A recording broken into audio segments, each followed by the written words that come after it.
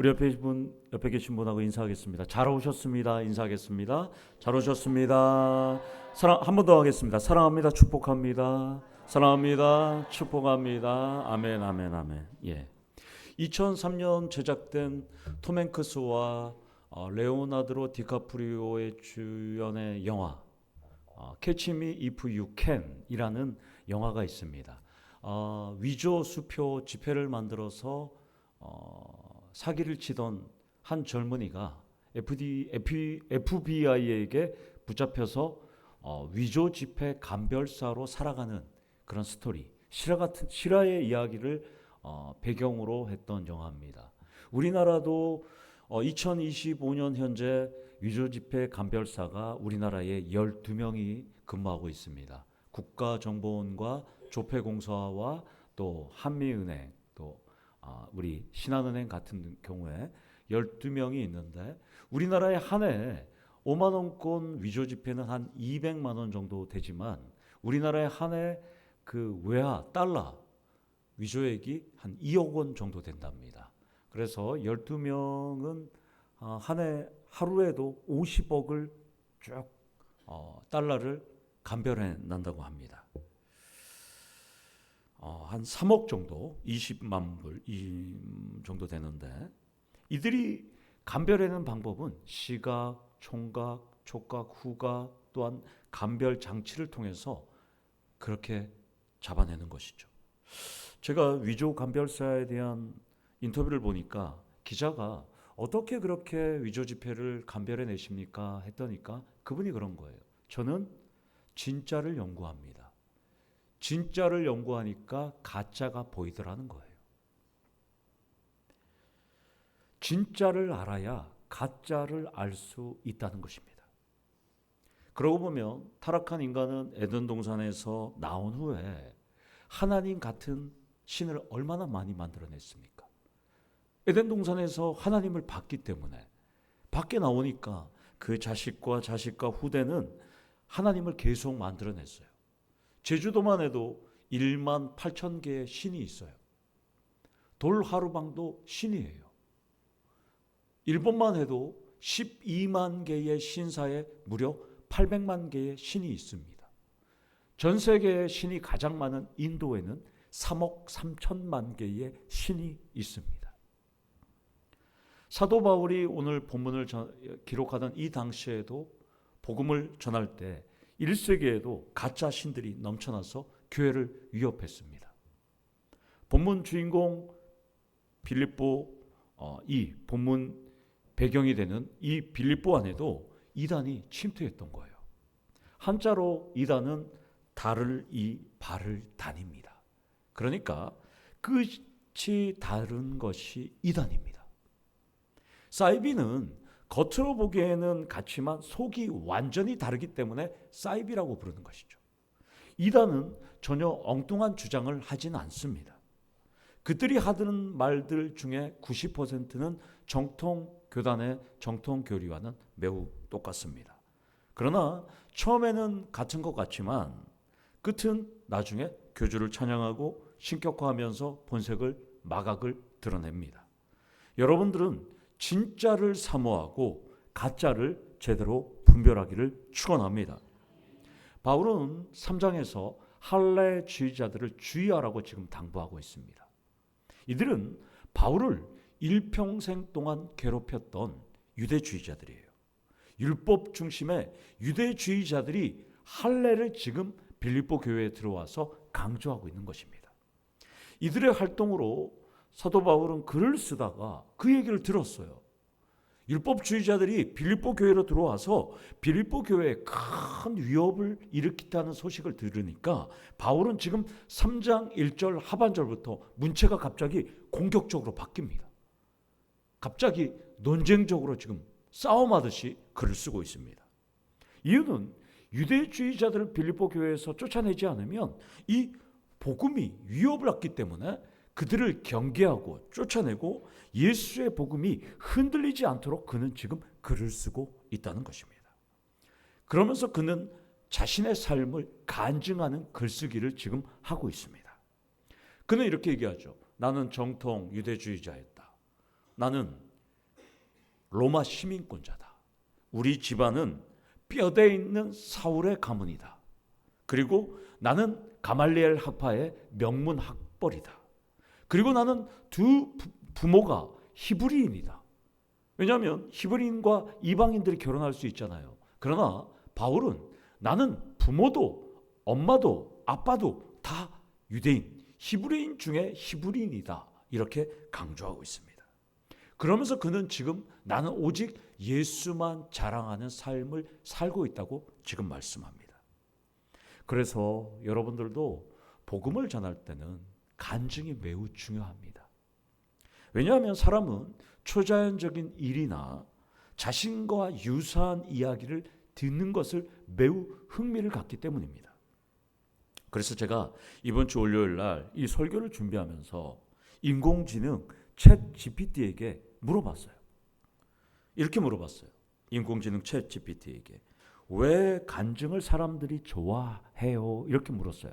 그랬더니까 인공지능이 이렇게 대답을 했어요. 간증은 단순히 이야기가 아니라 그 이야기 속에 담긴 교훈이나 감동을 통해 사람들에게 큰 영향을 미칠 수 있기 때문에 많은 사람이 좋아하는 것 같아요. 이게 결론이었어요. 아주 장황하게 쓴 다음에 딱 이해가 되죠. 챗봇 GPT가 더 똑똑한 것 같아요. 여기서 첫 번째로 나의 이야기를 5분 이내로 만들어 보시기를 원합니다. 오늘 숙제 내주신 거예요. 제가 여러분들 한번 나의 이야기를 사도 바울처럼 5분 이내로 한번 만들어 보세요. 그래서 제가 언제든지 집사님 이번 주에 간증 한번 해보세요 하면 언제든지 간증할 수 있어야 되는 거예요. 여러분들 간증은 본문처럼 간략하게 해야지 5분이 넘어가면 지루해집니다. 짧고 임팩트 있는 강력한 메시지를 전달해야지 길어지면 분위기가 간증하느니 못합니다. 안 하는 게 참 차라리 낫습니다. 오늘 바울 사도의 간증의 핵심은 오직 예수입니다. 따라서 그리스도인의 간증 핵심은 기승전 예수. 기승전 예수. 출발은 어떻든 예수로 끝나면 꽈락은 면한다는 것입니다. 그러니까 지금까지 우리 성도님들은 우리 교회 한번 나와봐. 찬양도 좋고 말씀도 좋고 점심도 맛있고 성도들 다 좋고 였다면 이제부터 여러분들은 여러분들의 간증도 듣고 다른 분들이 나오셔야 한다는 것입니다. 일부 학자들은 3장 1절 하반절부터 4장 3절까지의 내용은 바울이 원래 하려고 했던 말이 아니라고 주장합니다. 학자들은 후대의 편집자가 수정해서 넣었던 부분이라고 많은 사람들이 주장해요.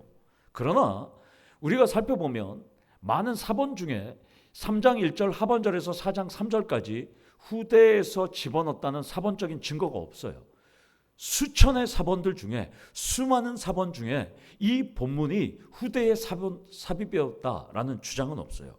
그리고 많은 학자들은 사도 바울이 3장 1절 하반절부터 이단을 다루기 때문에 이 문체가 강하게 기록될 수 없었다 이렇게 보고 있는 것이에요.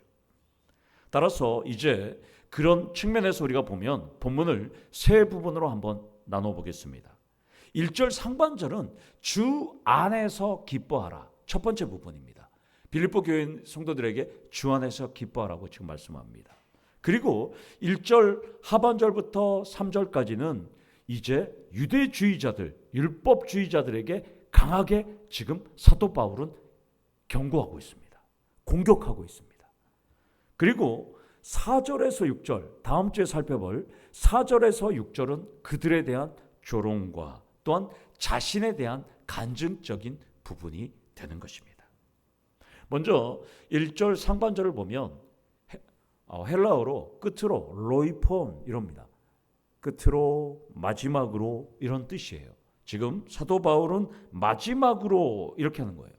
단어의 이 느낌은 편지를 마무리하는 것 같은데 1절을 직역하면 좀 달라요. 헬라어로 직역하면 이 본문하고 의미가 완전 달라요. 이런 뜻이에요. 직역 의역하면 마지막으로 주 안에서 기뻐하세요. 똑같은 것들을 여러분들에게 쓰는 것은 나에게 수고로운 일이 아니고 여러분에게는 안전한 겁니다. 이렇게 쓰는 겁니다. 그러니까 바울은 유대주의자들에게 이미 여러 차례 경고했기 때문에 이번에 내가 또 하는 것은 믿음을 더욱 견고히 하고 확실하게 하려고 하는 것이다 라고 하면서 지금 강하게 논쟁적으로 공격적으로 지금 쓰고 있습니다. 그래서 3장 1절 상반절과 4장 4절에 주 안에서 항상 기뻐하라가 연결되지 않고 3장 1절 이하의 강력한 공격적인 논쟁을 하기 위해서 지금 폭풍전야로 이해하시면 되는 거예요. 지금 사도 바울의 글쓰기는. 여기서 주 안에서라고 말씀하는 건데 이것은 주님이 인정하시는 범위 안에서 이런 뜻이에요. 주님이 인정하는 범위 아니라는 것은 주님이 주시는 능력 안에서, 즉 성령 안에서 기뻐하라 라고 지금 사도 바울은 말씀하고 있습니다. 그렇다면 우리의 기쁨의 원천이 주님이 주시는 성령 안에 있다라고 지금 사도 바울은 말씀합니다. 그렇다면 여러분들의 기쁨은 어디에 있습니까? 성령 안에서 기쁨인가요? 한 명도 아멘 안 하시네요. 다시 한번 질문하겠습니다. 여러분들의 기쁨은 성령 안에서의 기쁨인가요? 신사임당 안에서 기쁨인가요? 성령 아니죠? 네. 한 번 더 질문 드리겠습니다. 여러분들의 기쁨은 성령 아닌가요? 골드바인가요? 다 골드바인가 봐요. 대답을 못해요. 네. 물론 여러분들이 세상 속에서 사니까 5만 원권과 골드바와 다이아몬드와 진주 목걸이와 펜트하우스, 롤스로이스 안에서의 기쁨일 수도 있습니다. 그러나 사도 바울은 오늘 우리에게 말합니다. 성도의 기쁨은 성령 안에서 기뻐한다라고 말씀합니다.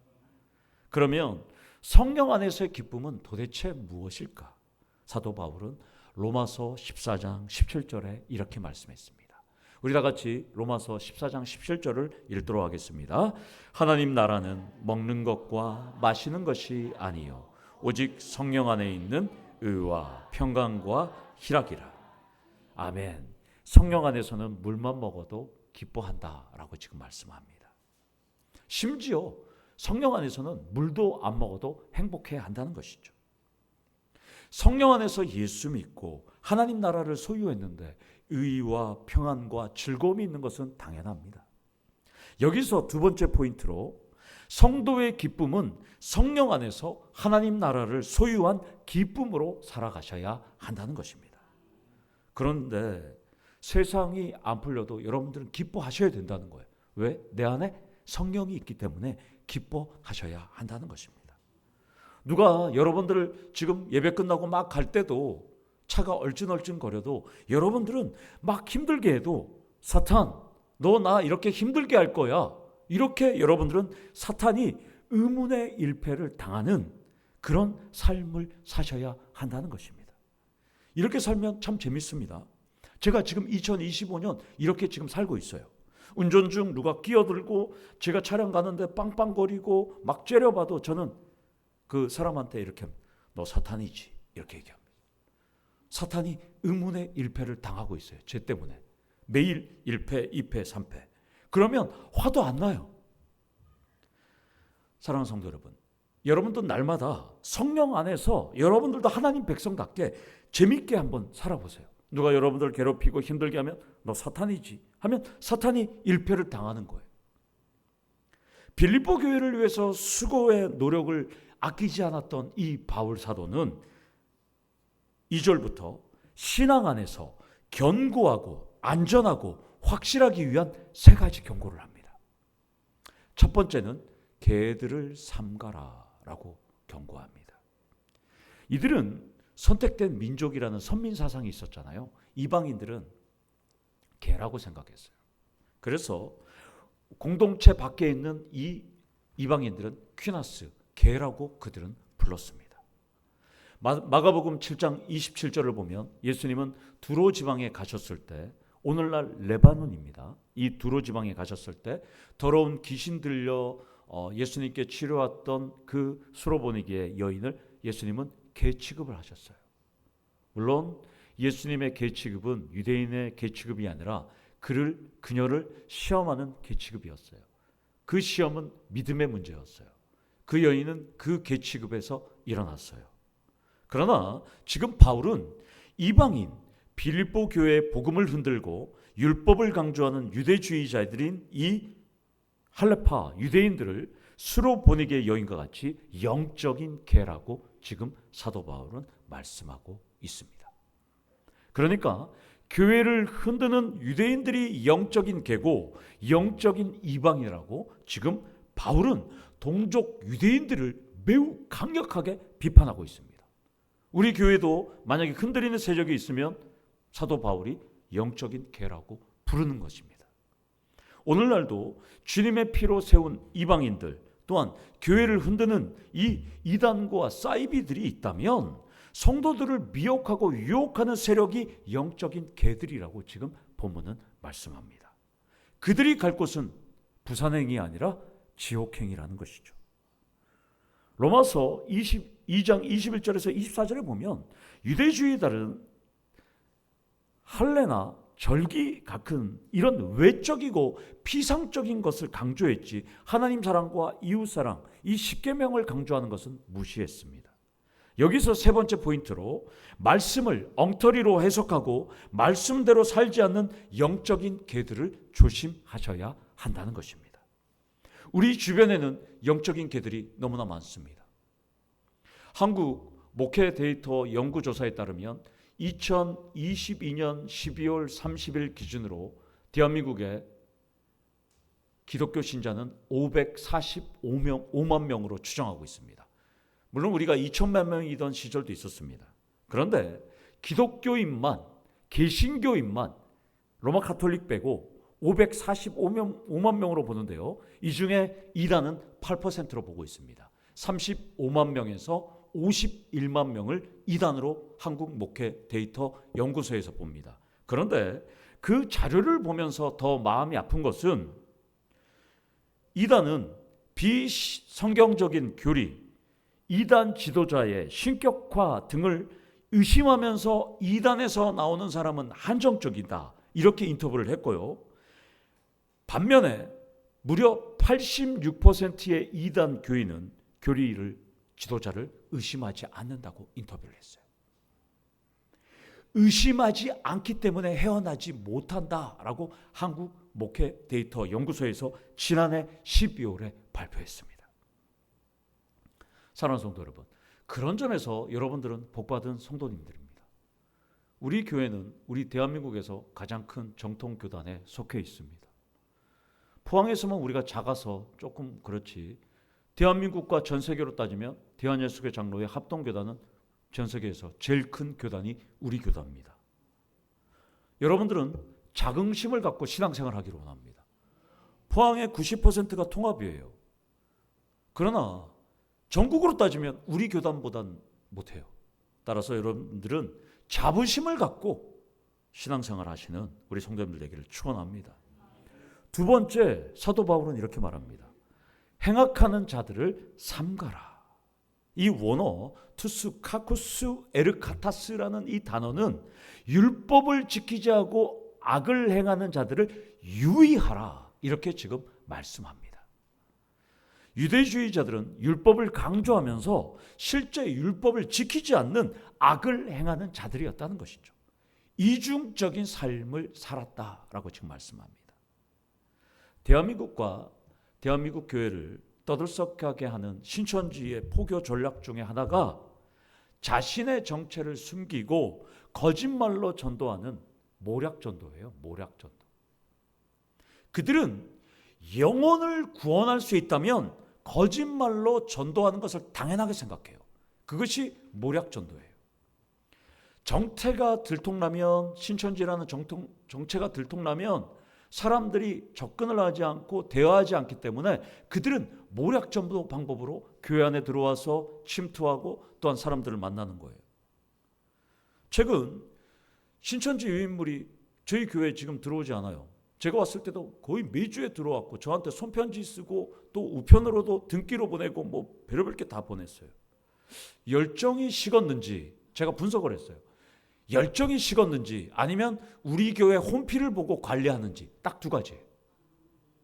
제가 분석한 결과 홈피를 보는 것 같아요. 제 앞으로 손편지가 일주일마다 왔어요. 저는 읽어보진 않았지만 어떤 목사님이 쓴 글을 보면 이런 글이었어요. 나도 정통교회 성도였어요. 그러다가 늘 말씀을 목말라 하다가 진리를 발견했으니까 거기서 그만두시고 빨리 우리 교회로 오시라는 내용이 그 내용이에요. 손편지 내용. 그래서 그 목사님이 야, 이렇게 정성 들여 편지를 썼구나. 어떤 그 내용에서는 전화번호도 있다는 거예요. 그래서 그 목사님은 전화를 한번 했대요. 전화를 받았을까요? 그 전화를 걸었더니까 지금 거신 전화는 없는 번호, 지금 거신 전화는 착신이 금지된 번호입니다. 이렇게 되는 거예요. 처음부터 거짓말로 접근하는 것이죠. 저도 다음에 손편지를 보내면 열어봐서 전화번호가 있으면 한번 전화해 보려고 그래요. 우리 성도님들이 전도하고 싶어서 애를 타는 줄 믿습니다. 안 할 줄 알았어요. 한 번 더 하겠습니다. 우리 성도님들도 전도하려고 애를 타는 줄 믿습니다. 아멘. 그런데 우리 성도님들 거짓말로 접근하는 분들이 있어요? 한 명도 없습니다. 그러나 신천지는 거짓말로 접근합니다. 여기서 네 번째 포인트로 예수의 제자는 예수의 제자답게 사셔야 합니다.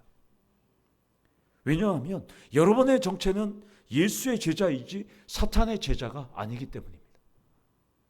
그런데 많은 분들이 교회를 다니면서 사탄의 종인지 예수의 종인지 예수의 제자인지 사탄의 제자인지 착각할 때가 많기 때문입니다.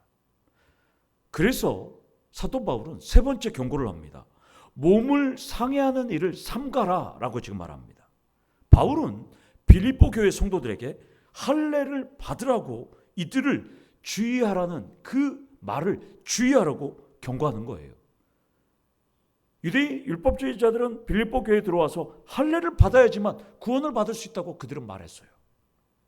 여기서 상해하는 일로 번역된 이 카타토메는 몸에 손해를 끼치는 행위라고 지금 사도 바울은 말씀합니다. 유대주의자들은 몸에 손해를 끼치는 자들이라고 사도 바울은 말씀합니다. 유대주의자들은 이렇게 빌립보 교회에 말했어요. 너희들 예수 믿어? 그렇지. 예수님 믿어야지 구원 받는 건 맞는데 유대인들은 할례를 행해. 너네들이 예수를 믿는 것만이 아니라 플러스 할례를 같이 해야지만 천국 갈 수 있어. 이렇게 가르치는 거예요. 그러나 바울은 그것이 잘못되었다고 합니다.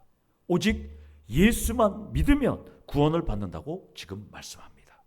우리 다 같이 로마서 2장 28절에서 29절을 한번 살펴보도록 하겠습니다. 우리 다 같이 함께 읽겠습니다. 시작. 무릇 표면적 유대인이 유대인이 아니요 표면적 육신의 할례가 아니니라. 오직 이면적 유대인이 유대인이며 할례는 마음에 할지니 영에 있고 율법 조문에 있지 아니한 것이라. 그 칭찬이 사람에게서가 아니요 다만 하나님에게서니라. 아멘. 지금 본문과 로마서를 보면 바울은 할례파 유대인들에게 경멸적인 단어를 쓰고 있습니다. 성도들의 몸에 상처를 입히는 거짓 그리스도인이라고 지금 비판합니다. 그래서 이단에 대해서 사도 바울은 걔들, 행악자들, 성도의 몸에 상처를 입히는 자들이라고 세 가지로 경고하고 있습니다. 상종도 하지 말라고 지금 경고하고 있습니다. 여기서 다섯 번째 포인트로 그리스도인은 진리 앞에서 단호하셔야 합니다. 특별히 우리 교회는 성경 중심, 말씀 중심, 훈련 중심의 교회입니다. 그렇기 때문에 우리는 말씀 앞에서 진리 앞에서 타협이 일어나면 안 된다는 것입니다. 예전에 제가 저쪽 교회에 있을 때 성도님들이 이런 거 있었어요. 신천지 교인들이 그 친구한테 접촉해서 그래? 너네 교회 새 생명 축제하지? 내가 한번 가줄 테니까 너 우리 복음방 와서 한번 교육자 한번 받아볼게? 이런 분들이 있었어요. 서로 둘의 향약처럼 품앗이처럼 서로 왔다 갔다 하는 거. 제가 그 얘기 듣고 절대 안 된다고 그렇게 얘기했습니다. 안 되는 것이 아니라 못 가는 것입니다. 예전에 신대원에서 우리 교수님이 신대원 전도사님한테 이런 얘기했어요. 전도사님, 지금 섬기는 교회가 몇 명이에요? 예, 저희 100명입니다. 거기서 교육 전도사 하고 있습니다. 그러면 전도사님이 이제 목사 안수 받고 옆 교회 순복음 교회가 1000명인데 거기 청빙 받으면 가실까요? 우리 전도사님 어떻게 대답했을까요? 안 갑니다. 못 갑니다. 이렇게 대답했어요. 기쁨의 교회에서 저보고 오라 그러면 제가 갑니까 안 갑니까? 못 갑니다. 안 가는 게 아니라 못 갑니다. 거기를 어떻게 갑니까? 이 땅에서는 여러분들이 교회 가야 한다. 또 여러분들이 어떤 사람이 밥 먹자, 놀러 가자, 등산 가자 하면 못 간다가 아니라 안 간다고 진리 앞에서 단호하셔야 한다는 것입니다. 여기서 우리가 바로 할 점은 영과 진리로 날마다 하나님 앞에 예배 드려야 한다는 것이죠. 3절에 사도 바울은 세 가지로 우리 영적으로 살아가는 참 유대인이 어떤 영적인 유대인인지 그리스도인에 대해서 3절에 세 가지로 설명합니다. 첫 번째, 하나님의 영으로 봉사하며 이렇게 말합니다. 영으로 봉사한다는 것은 영으로 예배를 드린다고 말씀하는 것이죠. 그래서 요한복음 4장 24절에 예수님이 이렇게 말씀했습니다. 하나님은 영이시니 예배하는 자가 영과 진리로 예배할지니라. 진짜는 성령으로 예배한다라고 지금 말씀합니다. 지금까지 여러분들이 어떤 삶을 살았는지 모르지만 여러분들도 이제 삶 자체가 영과 진리로 드리는 삶의 예배자가 되셔야 한다는 것입니다. 우리 다 같이 누가복음 12장 47절 말씀을 읽도록 하겠습니다. 주인의 뜻을 알고도 준비하지 아니하고 그 뜻대로 행하지 아니한 종은 많이 맞을 것이요. 2000년 전 이 땅에 오신 주님은 이렇게 말씀하셨습니다. 예수 믿고 예수의 뜻을 알고도 살지 않으면 구원은 받지만 반드시 결산하신다고 지금 말씀합니다. 주일에 한번 교회 와서 열심히 예배드리고 봉사하는 것도 여러분은 좋지만 여러분들의 삶이 영과 진리로 예배드리는 삶의 예배자가 되셔야 한다는 것입니다. 두 번째로 그리스도를 예수를 자랑하는 성도가 영적인 참 유대인이라고 본문은 말씀합니다. 그리고 세 번째, 육체를 신뢰하지 않는 것을 지금 귀한 영적인 유대인이라고 지금 말씀합니다. 그러니까 그리스도와 연합한 자라고 하면서도 그리스도 밖에 있는 것을 더 사랑하는 자는 육체를 신뢰하는 자라고 지금 사도 바울은 말씀합니다. 사랑하는 성도 여러분, 우리는 예수 그리스도의 것이 되었습니다. 첫사람 아담의 범죄로 생명을 발할 수 없는 죄인이 된 것은 분명하지만 우리는 예수로 말미암아 예수의 영적인 유대인이 되었다는 것입니다. 그러니까 우리는 예수가 우리 삶의 주인이 되셔야 한다는 것입니다. 우리 삶은 예수의 것입니다. 생명 다해서 예수로 살고 내 전부 되신 예수로 살기를 원합니다. 그리고 삶에서 예수만 자랑하시기를 원합니다. 예수만 사랑하기를 원합니다.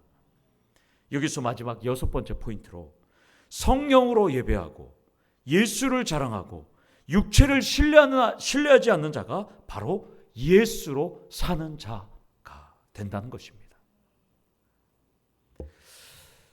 제가 아는 어떤 분이 청년 시절까지 교회에 열심히 봉사했어요. 그런데 열심히 봉사하는 어느 날 교회에 새로 봉고차가 하나, 교회차가 새로 샀어요. 그래서 담임 목사님이 운전해서 모든 성도님들, 적은 교회니까 청년들, 성도님들 태우고 드라이브를 갔어요. 차를 타고 운행하면서. 그런데 초보 운전하시는 여성 운전자가 운전 미숙으로 교회 차를 새 차를 바로 부딪혀갖고 접촉사고를 냈어요. 담임 목사님 내리자마자 육두문자를 쓰면서